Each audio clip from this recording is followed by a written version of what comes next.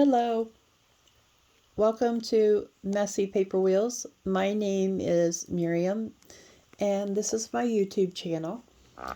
I do paper crafts, and especially I am now working on making junk journals. I have made a miniature one, and I altered a book. I'll have to share those with you at a later date, but today I just would like to introduce you to me and to my setup I've got here. I'm not your average junk journaler on YouTube. I am actually in a wheelchair. I have a form of muscular dystrophy, which makes my arms and legs weaker, and therefore I have to find ways that I can do paper crafts that will let me accomplish what I want to without a lot of strength. So this channel would be good for anybody who has any type of a chronic condition and you have to limit your crafting abilities, or even someone who has a form of arthritis. So let's take a few minutes and show you what I've got here and how I've got my desk set up. I have one of those desks that has the raise and lower function. I believe I purchased this on Amazon when they had it on sale, and I've got that set up in here so I can raise it up, pull in under there in a wheelchair, and then lower the desk to whatever height I need to work. Over top of it, I've got a bedside table that is just sitting over top of the other one. It gives me extra space to put things, and it also gives me a space when I push the other stuff back where I can lay things to dry. The little wooden box on top of that table is from Tim Holtz, and it holds a lot of different little pieces of ephemera that I've either gotten in the Tim Holtz ephemera packs, or those are pieces that I have cut out from printables online. Both some I've purchased from Etsy and others that I've downloaded that were freebies from various channels. I do have a little pink container there. You can see it holds some Mod Podge and a glue eraser and just some random items there that I keep handy. It just gives me a place to throw things out of the way. I keep those little card pieces from credit card applications, and I've got a few in there. I keep those for, using with mediums, and some of the other business cards and things like that that I might get in the mail. I actually turn those into pieces of ephemera. The other thing there, the orange with the gray, that is my hole punches. There's a little Tim Holtz tiny attacher under there, a little hard to see for you. And behind that is another wooden Tim Holtz box that I store some more pieces of ephemera in. I think in the back, where you can't see it, I've got some little square pieces of sticky note vellum, which make it real nice if you're just wanting to color a piece of vellum to back something.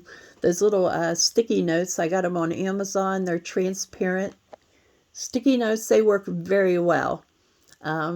And some of these items, though, I'm just talking about them now. You'll see me use them when I do my crafting. Today I just kind of want to stick to giving you a tour with some basics here. There is a vellum tablet there. I saw Eve from Scrapbooking with Me use it on her channel, and so I got myself one. It's just different. There's white, and then there's like a brown colored vellum that has various vintage pictures, and again, it makes real nice backgrounds or pieces to use with ephemera if you're wanting to add a vellum texture to your project. I do have a glue gun. It is a Genesis glue gun that I purchased. I didn't purchase it. My son got it for me for Christmas, but it came from Amazon. It has a lithium-ion battery with a rechargeable port. You charge your battery, then pop it in your glue gun. There's no cord. It's real easy to hold, and it has a trigger pull action. makes it real nice to use for someone who does not have a lot of strength. You don't get tangled up in the cord, plus it doesn't take a lot of, once the glue gets flowing, it does not take a lot of pressure to get that out of the glue gun. Behind it, you'll see some glue bottles and glue sticks and scissors and pencils. Usual things I keep there. I've got a couple different kinds of glues, and I'm trying out some different glues and glue sticks. There's some paint and another, that's a Craft Bond glue pen there that I've got stuck in just this little round wood item that just worked to hold that so that it's always ready to go, being upside down. There is my first attempt and successful attempt at making a paper wheelchair, thus the name Messy Paper Wheels. There is a box there in front of my work area where the wheelchair is sitting and all those little papers and things are there. The box contains some washi tapes, and then I've got peg stamps there, and all my junk journal type stamps are right there at the handy. Things like words, I have one for a ticket and just some various ones, butterflies, birds, things I might likely use when making a junk journal. On the top, there's some little plastic containers that have, there's one with some little tiny ribbons. There's snippet labels, the little teeny tiny Tim Holtz labels. There is a mason jar stamp there that I got from Michaels. There's also just random little pieces of ephemera. If I move across my work area, you can see a little wooden thing there. It is, let's see if I can zoom in. So it's in front of the ink dauber there. It's a little wooden thing that I picked up at a yard sale. Had craft items in a whole bag and they were in there. It works perfect to hold those little sanding discs made by Tim Holtz, or look like a distress sanding disc that you can use to distress your papers. I just glued it on the end there. When it wears out, I can pop it off there and glue another one down. There's just some extra book pages, some pens and markers that I use frequently, my vintage photo ink. Go back out here so you can see more of what I'm talking about. I do have one of those mail desk organizers in behind the pens. It's got some more book pages, some index cards. It has some sticky paper, a few pieces of stationery, just some random things that I might want to grab and pull from. I have this really neat tool that works great when you're trying to pick up little items. It is a Silhouette, I believe. Silhouette pickup tool there in the bright blue. I'll show you that in more detail again in one of my videos. My vintage photo, I labeled all my ink pads so that I can read the labels, and it looks like it's upside down on that, but when I put it away in this basket here underneath those wipes and the another hole punch, I've got them filed so you could read them by name. You might see the labels there behind those gray scissors. I also have a couple more containers of just little pieces and some random pieces there. The white and blue scissors are a pair of deco edge scissors. I like that ripped torn effect on papers, and the deco edge gives you that ripped torn effect, and you don't actually have to tear the papers. So if it's something I might have trouble with tearing, I just use the deco edge scissors, and it gives it that torn edge look without me having to do too much. That basket is just a wire basket I picked up at a yard sale again. And it has my other ink pads. There's a package of wipes that I put in a plastic bag because the package got torn, and a couple extra pair of scissors. I have a clip-on cup holder there, and it's holding some double-sided score tapes there that I use.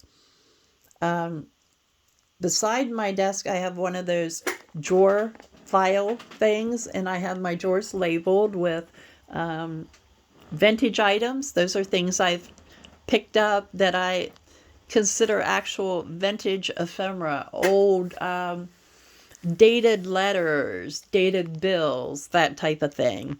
I have a drawer with extra punches. I have a drawer with stickles and any extra ink pads that I might have.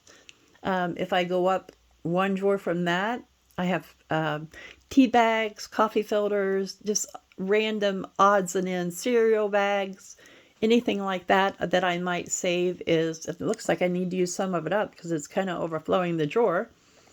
In the orange drawer, I have fabric scraps. In the purple drawer, oops, excuse me for dropping my phone there, but that's the reality here at Messy Paper Wheels. I have some bias trims, lace trim, and a drawer up there with just random paper scraps. Drawers on top hold various mediums, some paint items, little tiny books that I pull from. And the bottom drawer is cards, flashcards, that type of thing.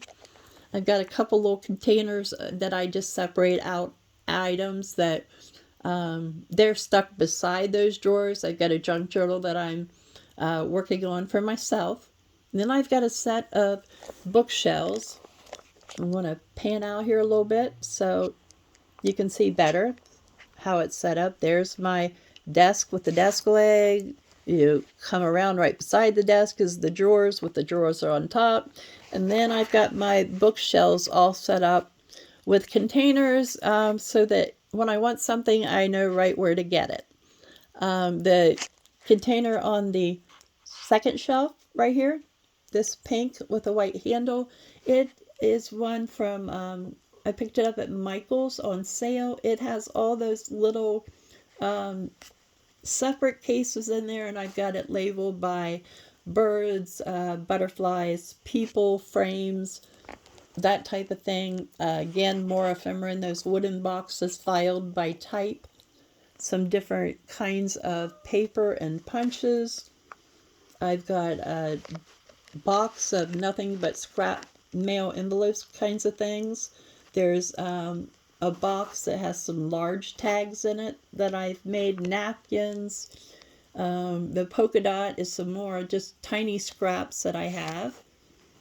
Up on top, I've got some filed paper, some 6x6 papers, some journaling cards, various envelopes that I've printed, some vellum envelopes, card envelopes, some extra glues and mediums that didn't fit in my drawer.